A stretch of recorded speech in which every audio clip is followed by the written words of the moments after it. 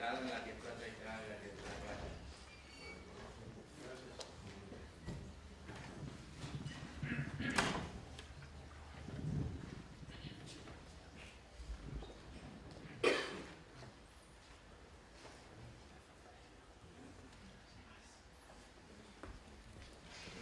First of all, thank you very much to the School of Architecture here at the Technical University. Thank you all for coming. I'd like to talk to you this morning, about our curriculum at Notre Dame, which is based on principles of architecture that have to do with tradition, classicism, and urbanism.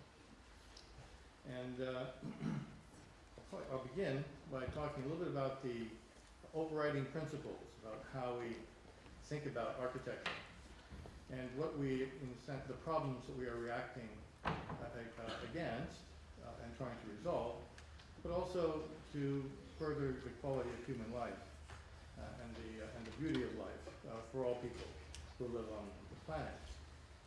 Let me see. Okay. So at the end, I'll show you some examples of student work, and there's actually some student work interspersed in the first part of the talk. But quite frankly, with today's headlines and news stories focus on issues of global warming and peak oil production, how architects and urbanists will respond to this challenge that make all the difference as our civilization unfolds. The classical and traditional urbanist curriculum at Notre Dame is based on the idea that traditional architecture and urbanism have been and still are innately and inherently environmentally friendly compared to more recent practices that feature sprawl and shoddy buildings with very short lifespans. You saw this, one of the slides before with courtesy of Leon Creer. And traditional urbanism relies on polycentric cities and towns with pedestrian accessibility, mixed-use neighborhoods, and mass transit. Traditional architecture ensures the longevity of the built environment necessary for projecting a community's aspirations into the future. Classical and traditional architecture and urbanism have a significantly smaller carbon footprint than the current models of land use and construction, which are based on maintaining high levels of fossil fuel consumption. Now, when you live in a city like Madrid, it's not always obvious, but if you go into the periphery or if you go to the United States, and you see the extraordinary waste that goes on with driving 3,000-pound cars or 1,500-kilogram cars, 50 kilometers to buy a box of paper clips. That doesn't make much sense, no matter how free energy is. On a cultural level, we can think of classicism as a projection of society's highest aspirations into the future. This ensures the continuation of the best and perhaps the most sustainable aspects of a culture. Tradition is not duplication, but rather a process that is always inventing upon itself. It is the innovative quality of tradition that allows each generation and region to shape a future in its own manner, and it is tradition's projection of the past forward that provides a sense of stewardship that is required for sustainability.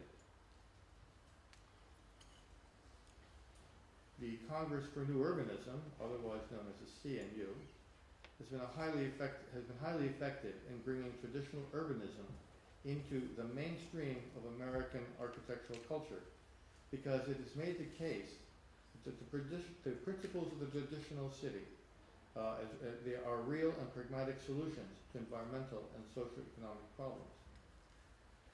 For those of you who may not know, that's the charter of the new urbanism, which is an outline of the principles that guide it, that guide urban design and urban planning, is in the background, and in the foreground is the aerial or satellite view of the town of Seaside, which has been seen as the poster child for new urbanism.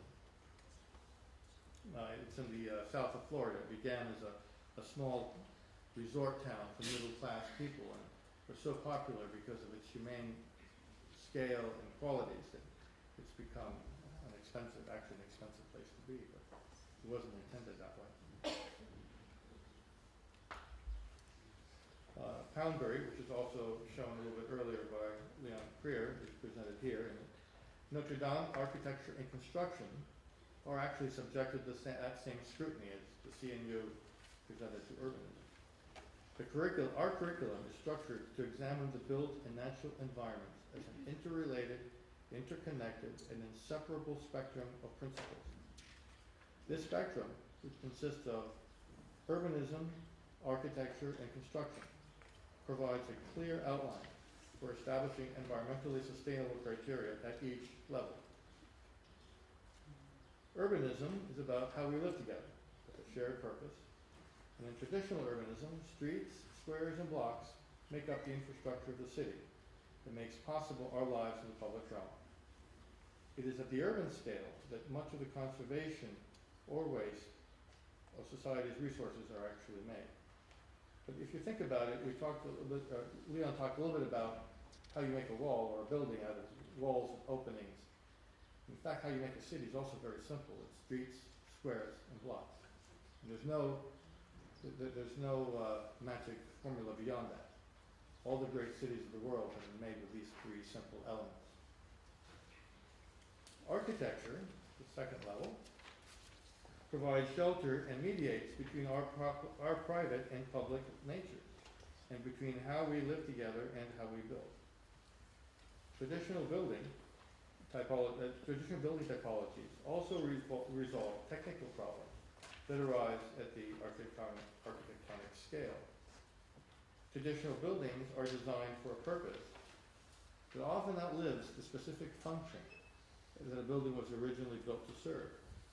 And this attribute of adaptability of traditional buildings facilitates their longevity and therefore their sustainability.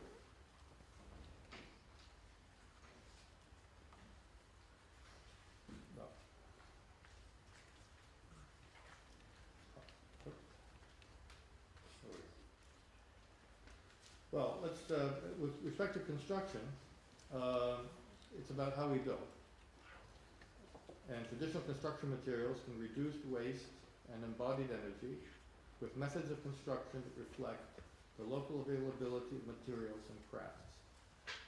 Walls, openings, and roofs make up the focus of this part of our spectrum of urbanism and architecture. And we see that classicism is actually the idealization and representation of these elements, elevating the idea of craft, of building into codified artistic form. So between urbanism, architecture, and construction, we have to pay attention to all of these three scales, because without them, we will not be able to optimize our efforts towards sustainability. This is a plan for a town in Panama, a new town. You can see there's an urban plan with street squares and blocks. There is an attention to the building types, the housing types, the shops below, and arranged into blocks. And of course, a wall section and axonometric that shows how it's made to be a permanent building, which was designed by one of our future speakers at this conference, and one of our students then, Ricardo Rafael. Combine the building industry with the built environment, with its dependence on mechanical transportation. It all consumes about 70% of our energy resources, 70%. That's the built environment. By changing how we live together and how we build, we can make a radical difference in the accommodation of the cities that lie ahead. While we recognize that other aspects of green and modern architecture are a necessary part of our solutions to these problems, we also emphasize to our students that they can think of the traditional architecture and urbanism as the foundation of sustainability. Some people in the United States call it the original green. Traditional architecture and urbanism are the original green. We have gizmo green, which is all the fancy things that we put on buildings to make them look like they're actually respecting the environment. But that's another story. The principles guiding the culture of our studios and classes are designed to reflect the spectrum of sustainability. and it follows. With respect to urbanism, traditional urbanism is the foundation of being green. Traditional towns and cities emit a fraction of the greenhouse gases of cities and consume the smallest part of energy than of modern sprawling suburbs. Traditional urbanism is based on a pedestrian scale. It is organized in such a manner so that within a 10-minute walk, one can find all of life's necessities. Its basis is in mixed-use neighborhoods. In traditional towns and cities, all citizens, including the young and the old, don't rely on automobiles. They can have them, but they don't rely on them. But can walk from their homes to commercial and civic centers, thus ensuring that all are included in the life of the city. These neighborhoods reinforce the relationship between public and private life.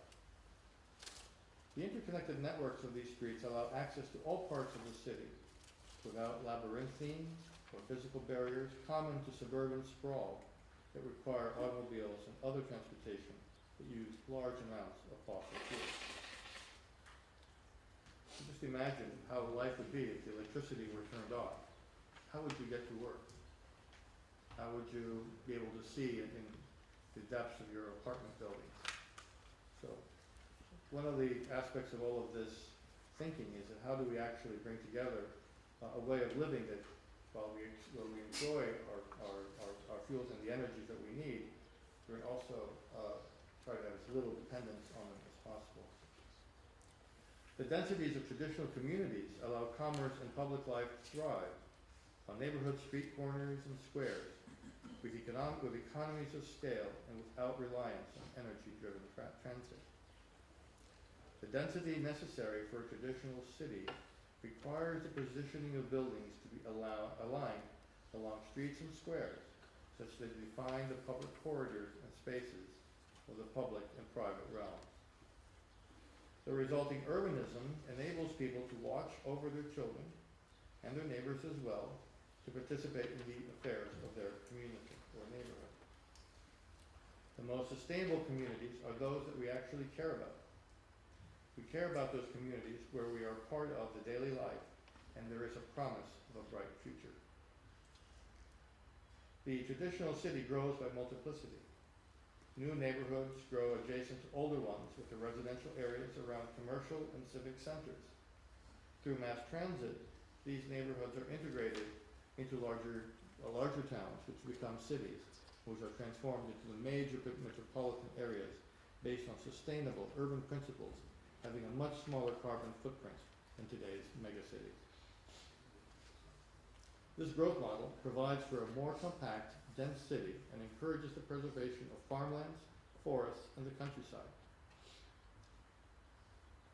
Because of its dependence on large amounts of energy to support its structure, suburban sprawl wastes energy and contributes significantly to global warming as consumers drive their fossil fuel cars for miles to buy the smallest item. By contrast, a traditional city with its dependence on pedestrian proximities and emphasis on mixed-use neighborhoods conserves energy and emits only a percentage of the greenhouse gases of the modern suburb. In the age where climate change is an accepted fact and the passing of peak oil production has many concerned about the future, traditional urbanism is a basic common-sense strategy that overall costs less to build than its suburban counterpart and this requires not much more than just good planning. Okay, architecture is the second level we teach. And principles of traditional architecture are inherently green and complement traditional urbanism's ability to be sustainable. Traditional buildings are built with durable methods and materials that do not rely on petroleum products and other high embodied energy industrialized materials. Traditional buildings typically rely less on mechanical means of air conditioning and heating than their modernist counterparts because they allow for flow through ventilation and passive heating and cooling. The massing and organization of traditional buildings is a prerequisite for a durable building. Roofs protect building from its primary enemies, water and sun.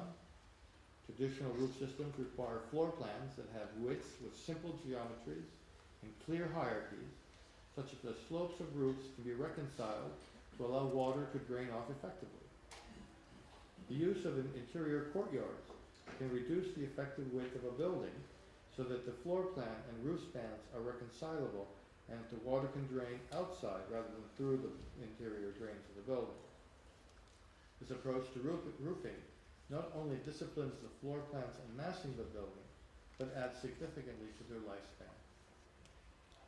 In contrast to the amorphous ground scrapers of suburbia, the narrower floor plates and interior courtyards of traditional buildings facilitate effective roof designs that allow light to penetrate the usable areas of a building so that less electricity needs to be used for lighting. The use of operable exterior windows and transoms over interior doors permits the natural flow-through ventilation in the building that requires less reliance on mechanical heating and air conditioning systems, which saves energy. Traditional buildings with party walls that abut one another save energy used for heating and cooling as they limit their outside wall perimeters. The massing and organization of a building determines much of its ability to be adapted to new uses long after its original functions have become obsolete. Designing for the long-range purpose of a building rather than a specific function allows for future recycling of that building through renovation. Embodied and life cycle energy are conserved as fewer resources are used to rehabilitate a building as opposed to demolition and replacement construction. The final level of practice in architecture is construction. This is a cutaway drawn by one of our students in Rome during their third year. This is under the tutorship of Professor Notre. Communities flourish when there is an optimism for a bright future. The durability of a city or a neighborhood's buildings make that promise to its citizens. It's one generation's gift to the next. Traditional buildings do not have to be replaced often, as they conserve embodied energy and resources necessary for a sustainable world. Traditional architecture uses the most resilient materials and methods in the most vulnerable places of a building, such as the exterior walls, openings, and roofs, and the weakest materials, such as concrete and steel, in areas where they are protected from the elements. In wet climates, pitched roofs keep water off and snow. Radiated arcuated construction has proven to withstand the test of time for more than the 30 to 40 year lifespan of most contemporary buildings. Masonry construction is simply the most enduring method of building that we know. Potentially, it can have the lowest level of embodied energy when its use is extended over long periods of time. Locally available stone or locally made bricks have low embodied energy with respect to being transported and shipped to their site. And in the case of bricks, which need lots of energy to be fired, the embodied energy in the brick can last for a long period of time. The same cannot be said for the glass boxes that are built, they're actually ubiquitous at this point around the world, which have high embodied energy and last 30 years at the maximum. When joined properly with lime-based mortars, masonry can be separated and reused again and again. Masonry walls have other environmentally friendly properties. They absorb heat in the summer days and radiate back at night. The deep-set cornices, windows, and doors provide shade and minimize the heat gain in the summer when the sun is at its highest, and allow the sun in the winter when it's lowest to enter and heat the interior of the building.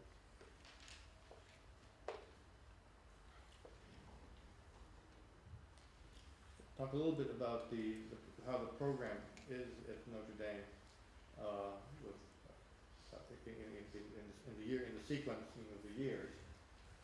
The principles outlined in the spectrum are implicit in our school studios and our lecture courses and seminars. And each year of our program represents a specific theme. Here we have Professor Lucien Stale speaking to one of our students. In the first year of study, we have a liberal arts program, which is common to all Notre Dame students. and examines the continuities found in knowledge and between disciplines. We like to call that the unity of knowledge at the university. The second year, there's an emphasis on building construction and its relationship to architectural form. So what we like to say is that the second year emphasizes how we build and how architectural language comes from those principles of construction. The third year is in Rome. It's the only program in the United States in which it is required of all students to spend a year in Rome. You can imagine it's not very popular.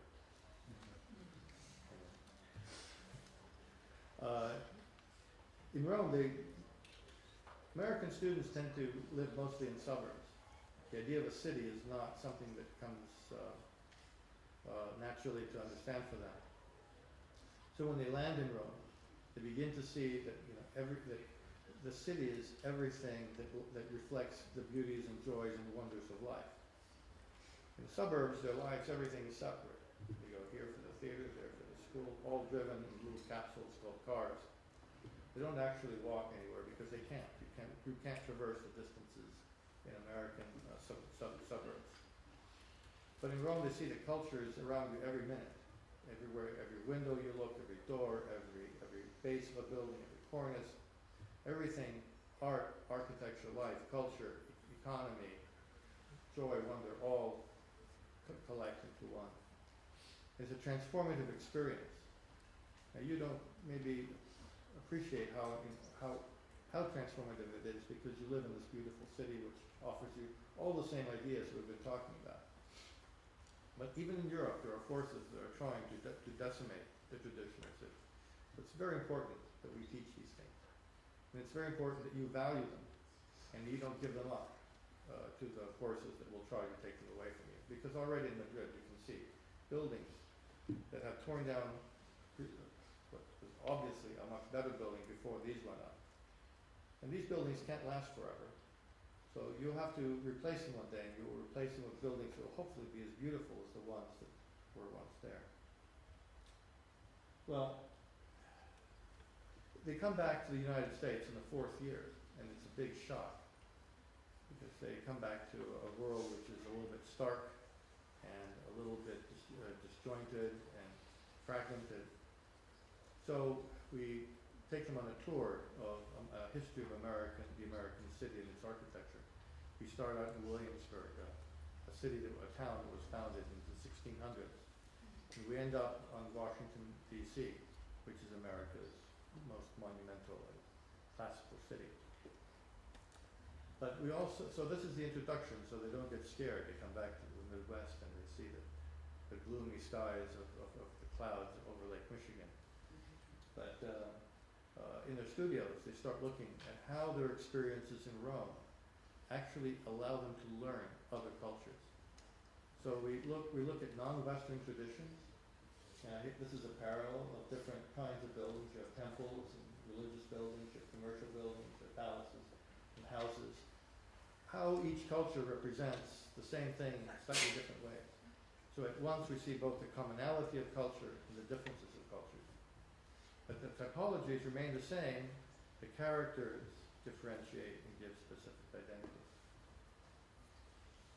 By the time they're fifth year students, they've integrated all the technology, the passive air conditioning and cooling systems that the traditional architecture possesses, the mechanical components that are part of modern practice. And now they begin to develop, the students begin to develop their own ideas about what architecture ought to be. And it culminates in a thesis project. This is a student that did this museum in Washington a few years ago. Gives you an idea of some of the drawing techniques that we use. So the fossil fuel era, there we go. The fossil fuel, this is what we see in America.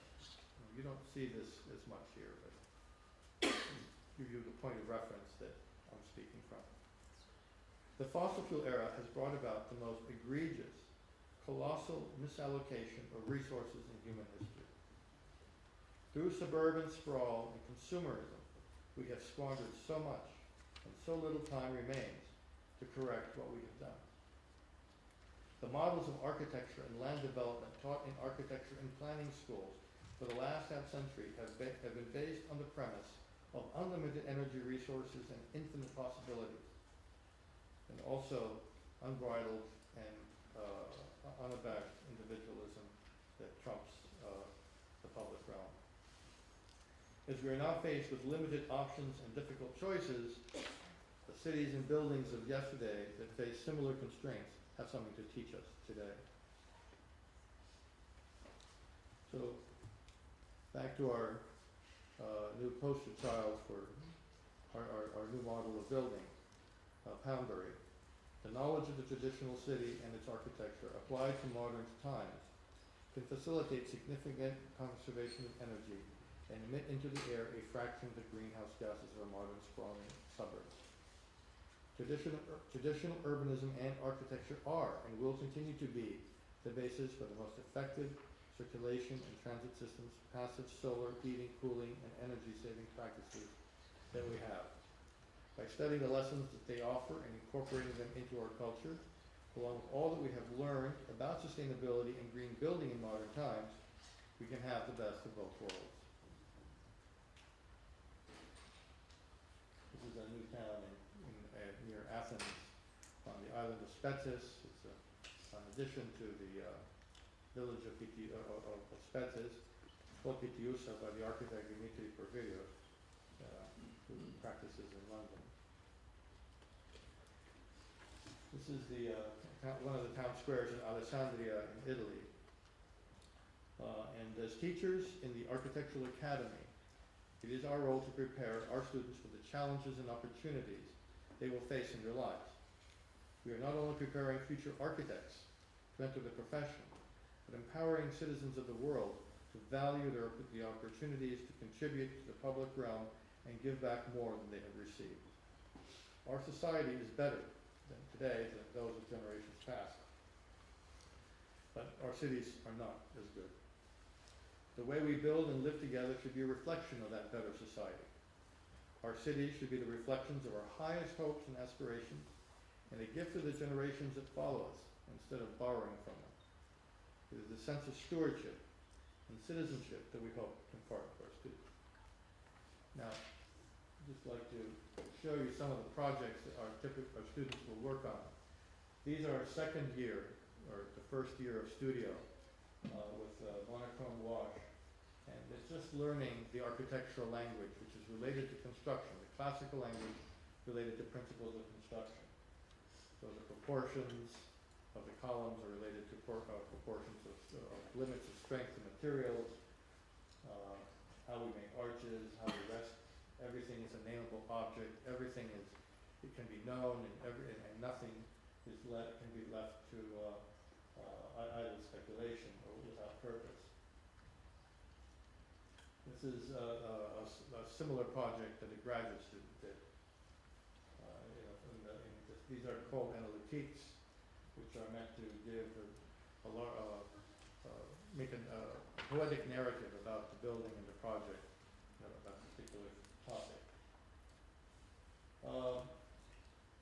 This is a fourth-year project by Professor Norman Crowe in his beloved New Mexico, which is an urban design proposal for Las Vegas, New Mexico. Not the Las Vegas that you think in Nevada, it's another Las Vegas.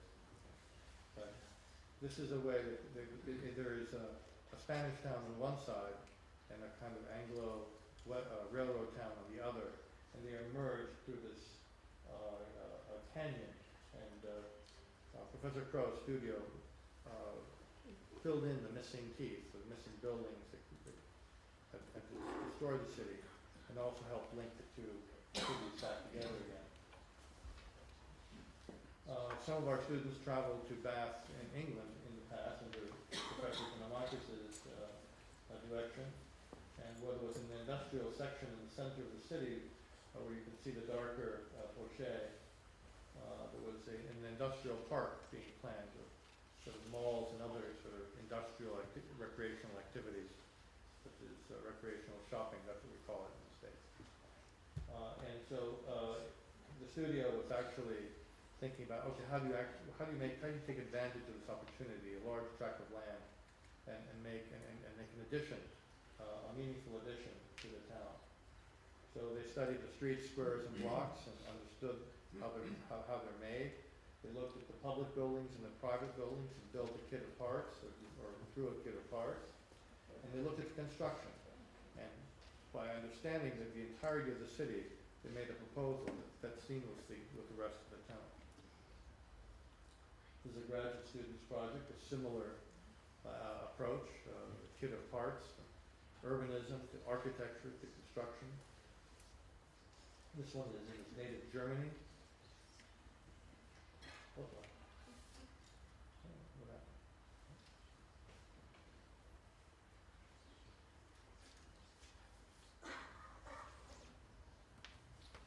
This is in the town of Como. Professor Mazzola does this one. You can see the interventions with the students in the blighted areas of the town. And this is made in 4 pieces, so that's why you see the cross in the middle. And, we had a visiting critic, Dimitri Porphyrios, who taught for us. How much time? How am I doing with time? 10 minutes. That I can do. This is Barletta, right? Yeah. With Professor Yunus, who will speak later, also worked with Professor Porphyrios on this, basically reconstructing this waterfront and urban intervention. But it's always architecture, construction, and urbanism. And that's the important component to all of this. This is in Costa Rica. Professor Yunus and Professor Douglas Luani worked on two sites to build new towns. And this is Catalinas, axionometric, or area perspective, excuse me. And again, you see the relationship of architecture to urbanism. You can't have good urbanism without good architecture. If you take the Place Vendôme in Paris and you put glass panels everywhere, it loses everything that it is about. Imagine Madrid just full of glass buildings. Same shape that they are, but all glass. You need architecture to have a good city, and you need good urbanism. An example of some good architecture.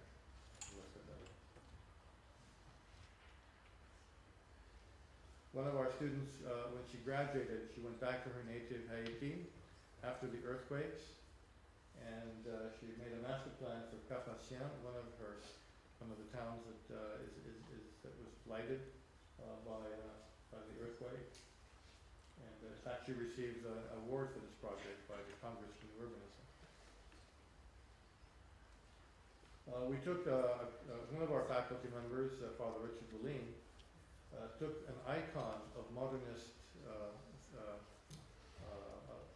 An iconic modernist city. It's called Columbus, Indiana. And famous architects have built buildings in Columbus. Eero Saarinen, Richard Meyer, Harry Weiss, etc. But for all the effort that they put into making all of these modernist icons, it does not make a city. So he thought he would take the challenge of how do you make a city out of these monuments? So he filled it in and the traditional fabric and see what would happen. So it's better. It's not as good as it could be with traditional monuments, but it's better than it was. And this one student picked up a shopping mall in Scottsdale, Arizona, and began to slowly convert it back into a neighborhood. That's one of the big problems that we have in these gigantic malls in the United States. We consume hundreds and hundreds of hectares, and they're just big parking lots which are designed to accommodate the most busy day of shopping, and they're left empty the rest. So So she's thinking about how she can make that, use that land to actually make a neighborhood. Among the most blighted areas in Chicago, the two streets, Archer and Ashland, another studio converted, took that, what we call a brownfield site, and made it into a habitable civil neighborhood.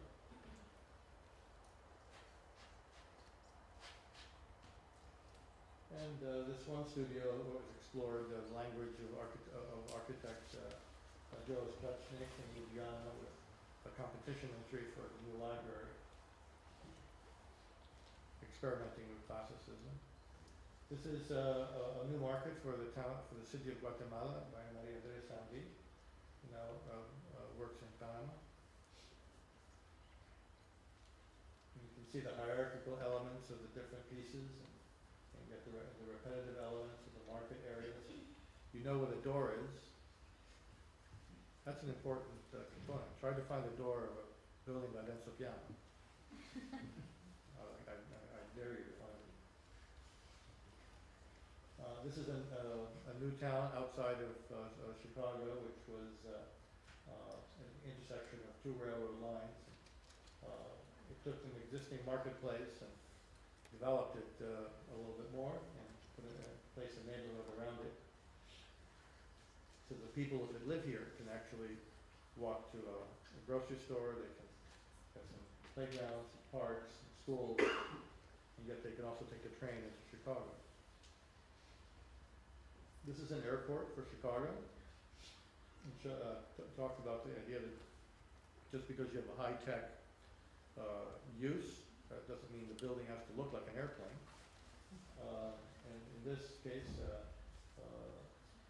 a monumental entrance into the city. That's what an airport is. You just simply get there a little bit differently. And it's all load-bearing masonry except for the columns, which are could be steel, but they're in places where they can be easily replaced without knocking down the whole building. And then the whole airport, this is just on Lake Michigan, so the whole airport sits actually out on this little promontory just off of downtown. New housings for Chicago, owned by two fourth-year students. Again, the street edge, the block edge is capped. They use typical typologies from Chicago. And this is an experiment for modular or manufactured housing that is built in a factory and then shipped.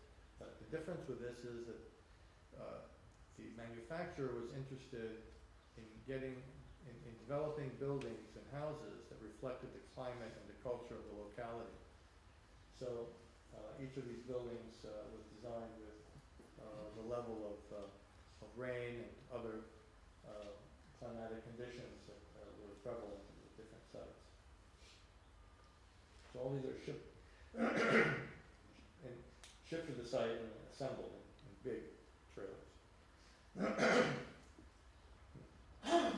Another modular housing type. This is a little bit different than what we normally do, but just because we're a classical and traditional school doesn't mean that there's just one way of thinking about things.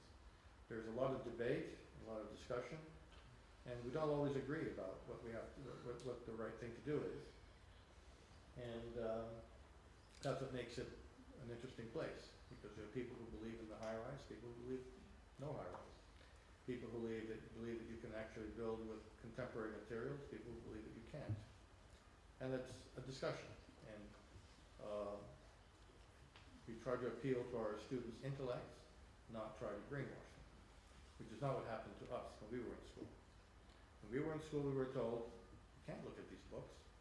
Michael Graves, an architect who will be teaching, coming down next year for 2 or 3 weeks, was forbidden from looking at any books of history when he was at school. And he said he found it on his own. He found a book on Palladio. And he said, my God, what have I been missing all this time? So we also look at our regional architecture in America. This is in the American Southwest, in near Santa Fe, or in Albuquerque.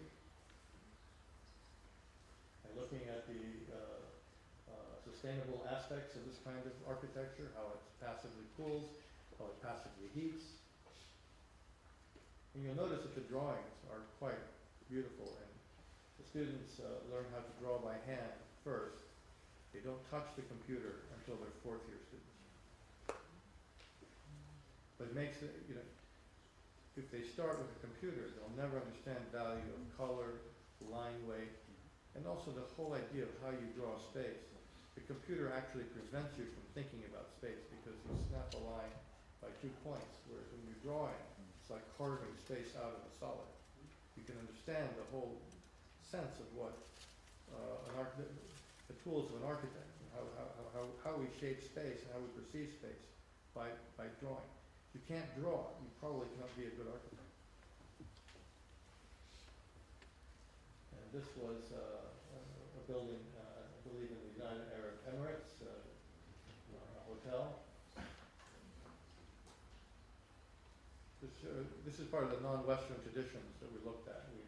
We've gone to the Middle East, we've looked at buildings in China, or sites in China, cities in China, Japan. This is in Bukhara. But the same principles of composition: walls, openings, and roofs, scalar relationships of those openings, rhythm, ornament, the exactness of the workmanship, the materials. This is how character is made. And yet these buildings still fit within the typological construct of their culture, and also the broader typological construct of the world. Tectonic exercises, patterns, and comparisons of Western and, or in this case, European and Asian models of temples. This is a sophomore project. After just 2 semesters of work, this student was able to make a composition of a horse farm. We went a little bit over the top, a little excessive, but with the social status of the clients, but the composition is quite good. You have a sense of where the primary buildings are, the important buildings, what the fabric is. In a sense, it's almost like begins to be like a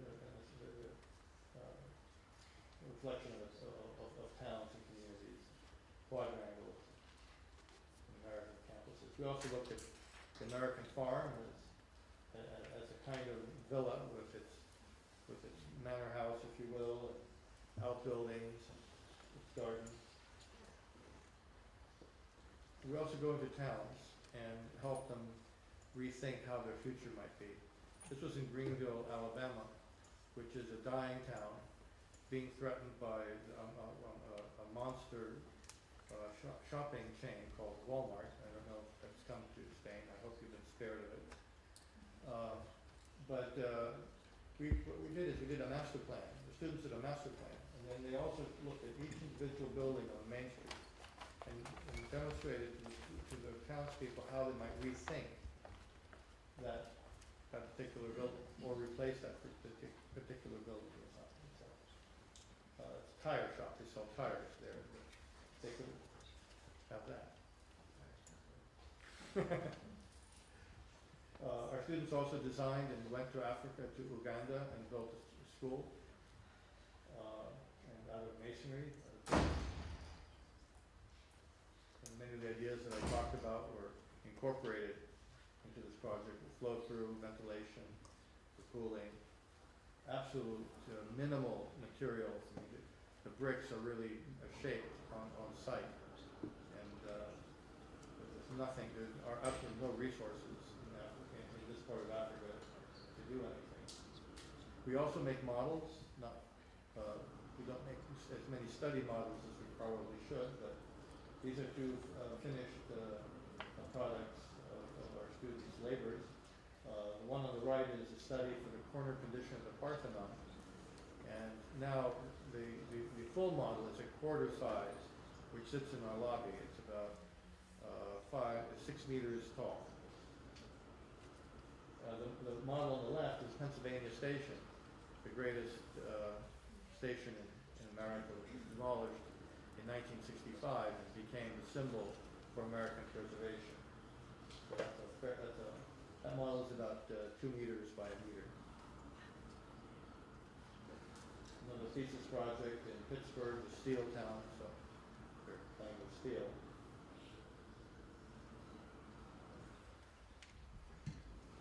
There's an example of a high-rise.